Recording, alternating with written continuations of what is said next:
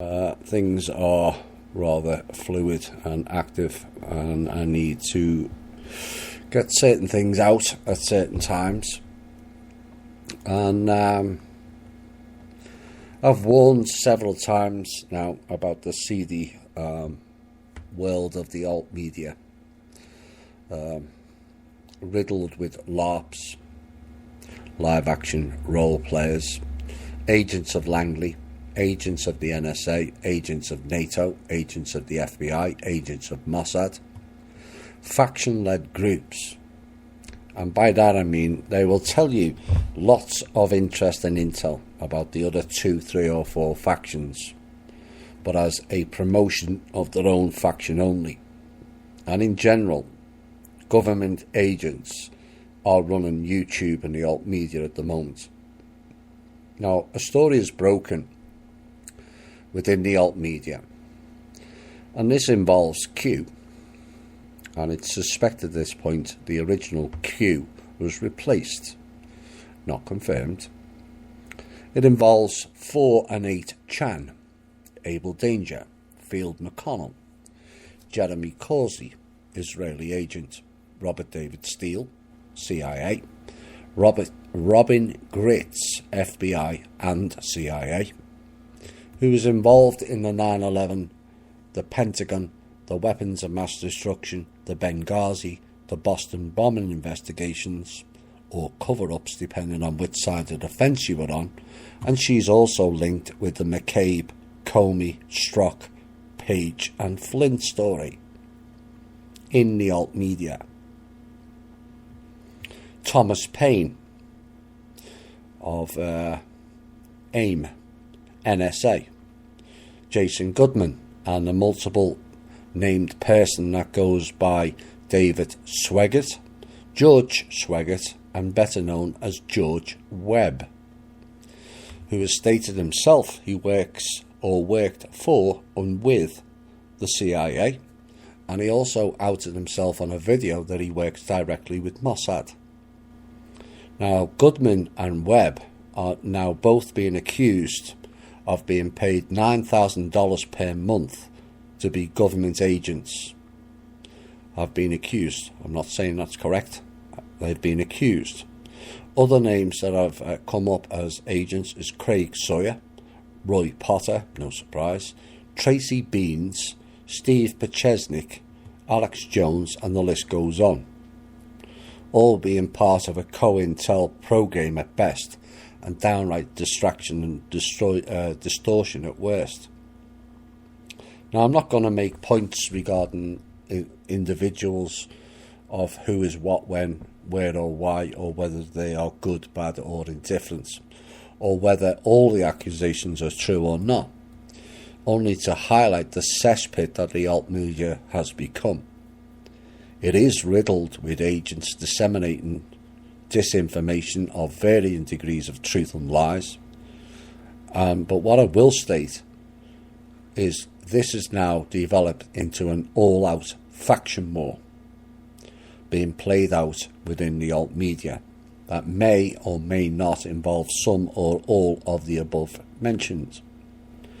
Now, the above in some cases are involved in a high-level dick-swinging contest and varying degrees of misinformation and game playing, that the ultimate goal of which is to distract alt media listeners and followers, but also largely to get people involved in the drama of it all.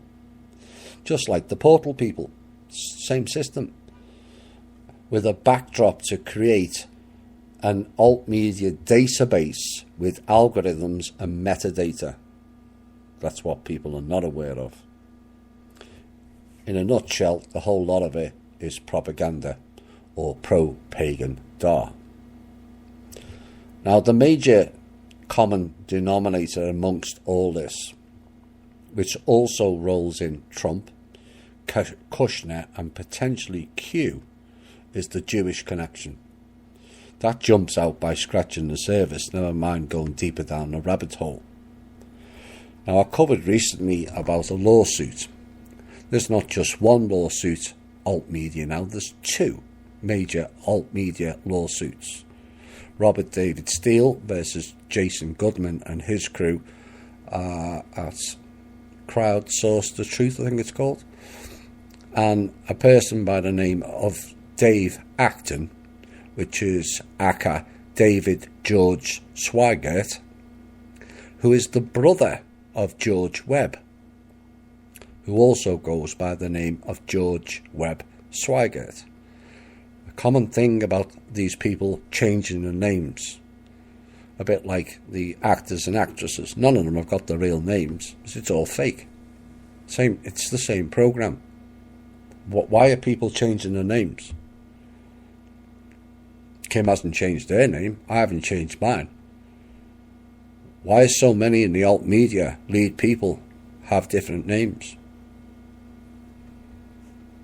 And this second lawsuit is also against Jason Goodman. Also listed on the lawsuit is Quinn Michaels, described as Team Tyler Hacker Network, he of the fake quantum system background. Now, the lawsuit involves some incident that was live on air with drone footage on the Jason Goodman site. Now, Jason apparently owns or is involved in a drone company, as stated in the lawsuit, whereby the live broadcast turned into a dirty bomb hoax, and the whole of the port of Charleston was shut down because of it, costing somewhere in the region of $80 million. This is what is inferred, and what they're saying is that these people on the Jason Goodman site had prior knowledge of this or created the incident, is what's being inferred by the lawsuit. Now, this YouTube genre is turning into like the Super Soldier program and the people connected to it. This was prevalent through 2012-2016, which ended unfortunately with the death of Max Spears. Now, that incident with regards to Spears was a direct cause of someone or something from within the alt media. I'm not saying any more. And the show hosts of that genre were all connected to top agencies, the main one being MI5. Now this collection of YouTube COINTELPRO intelligence-led groups are in it as deep as the Super Soldier program and the narrative. It's the same, following the same path. And now another death of a whistleblower following her interview or meeting with Thomas Paine of AIM. Pick your poison wisely. All will bring you intel, but many are diverting you from the real truth, also protect their own crew or faction. It's a very sad turn of events that so much of the alt media is ran this way, but I've been warning people for years, and people are saying, you're talking crap, Thomas. Well, no, I'm not. It's all been borne out. I outed Teal Swan 6 years ago. Some of you may have seen the article. I may do a piece on that next week for other reasons rather than just outing Teal Swan. Like I said, I outed her 6 years ago for reasons that have become obvious. Now, the faction show I did, which is 3.5 years ago now, was to prepare you for this time, you the listener, and give you a chance to see who is who. And maybe some people will need a refresher of that show, because once you discern which or any faction they operate from, then you yourself can work out where their narrative goes in a certain stream, or why it goes in a certain stream. Or if they're missing one faction out, then you can work out who they're working for. But something for people to ponder on when deciding who to listen to or not. If any of all of these high-end intelligence insiders are valid, then why did they not out about the missile attack on Air Force One until after the show? After our show? Why did none of them out the Pelosi 9/11 style planned event in January? Why have none of them reported the real issues in Venezuela correctly? Or the Citadel heist in the Treasury? Or the blocking of funds into America? Or the firing of Mnuchin twice? Or the fact that Trump and Mnuchin nearly came to blows in January? Or the Fed being shut down? Or the IRS sending $800 billion to the Rothschilds, which was clawed back by Kim?